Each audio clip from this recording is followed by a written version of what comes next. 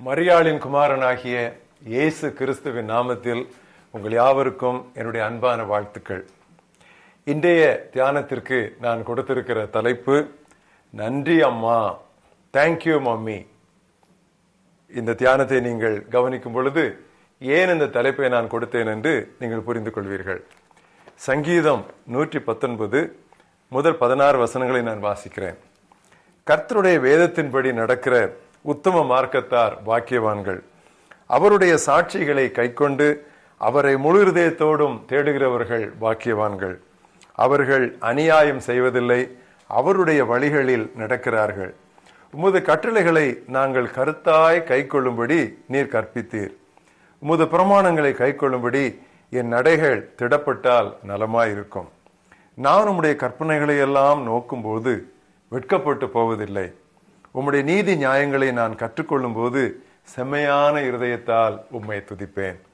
உமது பிரமாணங்களை கைக்கொள்ளுவேன், முற்றிலும் என்னை கைவிடாதேயும். வாலிபன் தன் வழியை எதனால் சுத்தம் பண்ணுவான்? உமது வசனத்தின்படி தன்னை காத்துக் கொள்கிறதுனால் தானே. என் முழு இருதயத்தோடும் உம்மை தேடுகிறேன். என்னை உமது கற்பனைகளை விட்டு வழிதப்ப விடாதேயும். நான் உமக்கு விரோதமாய் பாவம் செய்யாதபடிக்கு உமது வாக்கை என் இருதயத்திலே வைத்தேன். கர்த்தாவே, நீர் துதிக்கப்படத்தக்கவர்.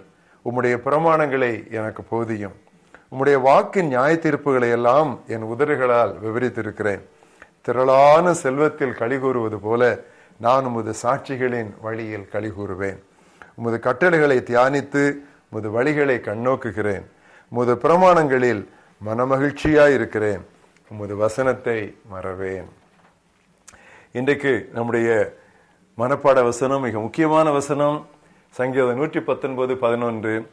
நான் உமக்கு விரோதமாய் பாவம் செய்யாதபடி உமது வாக்கை என் இருதயத்தில் வைத்தேன். I have hidden your word in my heart that I might not sin against you. சிறு பிராயத்திலும் வாலிப பருவத்திலும் மனனம் செய்வது மிகவும் எளிது. பள்ளிக்கூடத்தில் மனனம் செய்த வாய்ப்பாடு சாகும் வரை நமக்கு நினைவிருக்கிறது அல்லவா?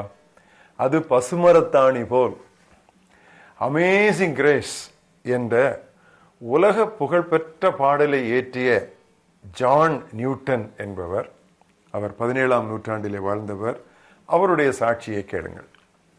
எனது இளம் மனதில் எனது தாயார் அநேக வேத பகுதிகள், விசுவாச அறிக்கைகள், that is faith confessions, பாடல்கள், songs, hymns, செய்யுள்கள், poetry என்னுடைய மனதிலே பதித்து வைத்து விட்டார்கள். ஏற்ற காலத்திலே ஆண்டவர் எனது ஆன்மீக கண்களை திறந்த போது ஏற்கனவே மனனம் செய்திருந்தவை எல்லாம் என்னுடைய நினைவுக்கு வந்து பெரும் பயன் அளித்தன என்றார். தங்கள் பெற்றோரை பற்றி எத்தனை பிள்ளைகள் இவ்விதம் சாட்சி கூற முடியும்? என் தம்பி கிறிஸ்டோபரும் நானும் என் பிறந்த நாளாகிய இன்று பிப்ரவரி 13 எங்கள் அம்மாவை குறித்து இவ்விதம் சாட்சி பகர முடியும். அப்படியே எங்கள் மகளும், எனது மனைவி அவளுக்கு வேதத்தை கற்பிக்க அவளோடு செலவழித்த நேரத்தை குறித்து நன்றி உணர்வுடன் சொல்ல முடியும். மனம் வளர்ந்து பக்குவப்பட்டு கொண்டிருக்கும் காலத்தை திருவசன மனன பயிற்சிக்காய் பயன்படுத்திக் கொள்ள வேண்டும் என்று எங்குமுள்ள இளைஞரை நான் எப்பொழுதும் அறிவுறுத்துகிறேன். நாளொன்றுக்கு ஒரு வசனம் கூட மனனம் செய்ய முடியாத அளவு உங்கள் யாருக்கும் நேரமின்மை என்பது இருக்க முடியாது. ஆண்டுதோறும் அப்படியானால் 300 வசனங்களுக்கு மேல் மனனம் செய்து மூளையில் சேர்த்து வைப்பது எவ்வளவு பெரிய சொத்து பாருங்க. அப்பொழுது உங்களிலே மகிழ்ச்சியும் ஞானமும் விவேகமும் பெருக்கெடுக்கும். வாலிபத்தின் பாவ கவர்ச்சிகளுக்கு விலகி ஓடுவதும் சாத்தானை முறியடிப்பதும் உங்களுக்கு இலகுவாகிவிடும். வேத வசனங்களை மனனம் செய்வதை தாய்மொழியில் துவங்குவது நல்லது. பள்ளியில் மாணவனாய் இருக்கும்போது நான் வசனங்களை தமிழில் மனப்பாடம் செய்தேன். என்னுடைய பள்ளி படிப்பு எல்லாம் நான் தமிழ் மீடியத்தில் தான் நான் படித்தேன். 16 வயதினிலே கல்லூரியிலே நுழைந்த போது அவ்வசனங்களை ஆங்கிலத்தில் மனனம் செய்வது எனக்கு எளிதாயிற்று. இன்று ஆங்கில வேதமும் தமிழ் வேதமும் தெரிந்திருப்பதும், இரு மொழிகளிலும் அருட்செய்தி கட்டுரைகள் எழுதுவதுமான இரட்டை பயன் எனக்கு உண்டு. வசனங்களை மனனம் செய்வதற்காய் செலவழித்த மணி நேரங்கள் எனது வாழ்நாள் முழுவதற்கும் முதலீடாகவும் காப்பீடாகவும் மாறிவிட்டன. இந்தியை வெறுத்து இந்தி பரீட்சையில் தோல்வி பெற்ற தமிழர் பலர் இந்தி திரைப்படங்கள் பார்ப்பதற்காய் இந்தியை ஆர்வமாய் படித்தனர். தெரியுமா? மனம் இருந்தால் மார்க்கம் உண்டு, விருப்பம் இருந்தால் வினை உண்டாகும்.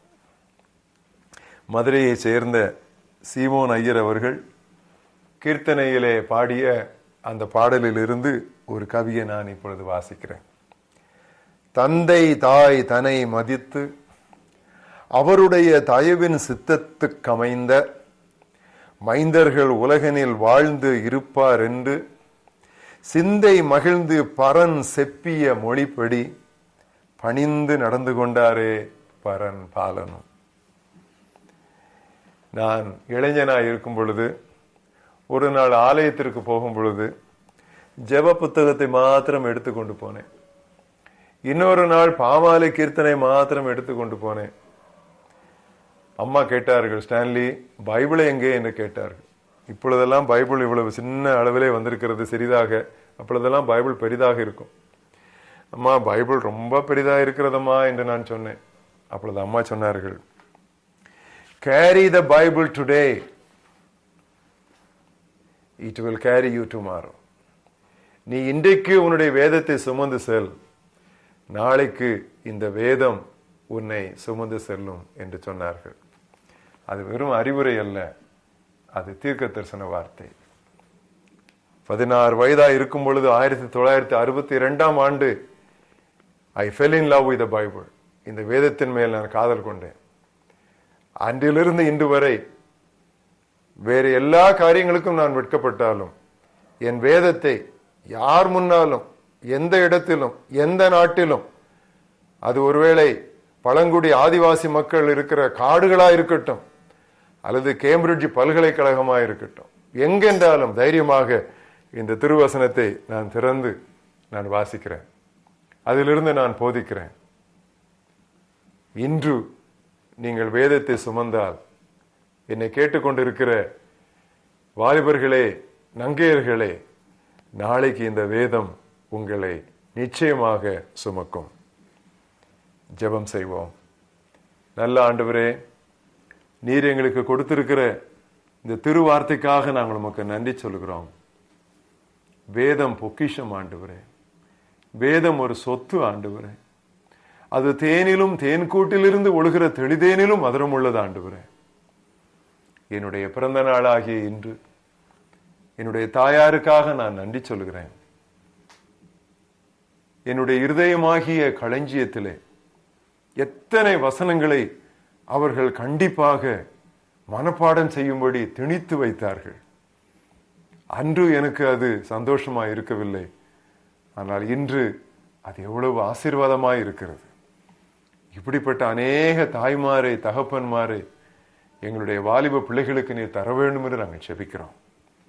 கர்த்தாவே, என்னை கேட்டுக்கொண்டிருக்கிற வாலிபர்கள், நங்கையர்கள் இன்று முதல் இந்த வேதத்தை காதலிக்க, இந்த வேதத்தை தங்களுடைய மனமகிழ்ச்சியாய் கொள்ள எதை வேண்டுமானாலும் எடுத்துக்கொள்ளுங்கள், இந்த வேதத்தை மாத்திரம் என்னை விட்டு பிடுங்கி விடாதீர்கள் என்று சொல்லி, let them be welded to the Bible and let them be wedded to the Bible ஆண்டவரே.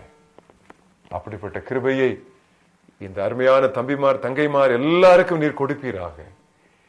மறுபடியுமாக இந்த திருவசனத்திற்காக உமக்கு நாங்கள் நன்றி சொல்கிறோம். இயேசு கிறிஸ்துவின் நாமத்தில் இந்த துதிகளை ஏற்றுக்கொள்ளும் எங்கள் ஜீவனுள்ள பிதாவே, ஆமென்.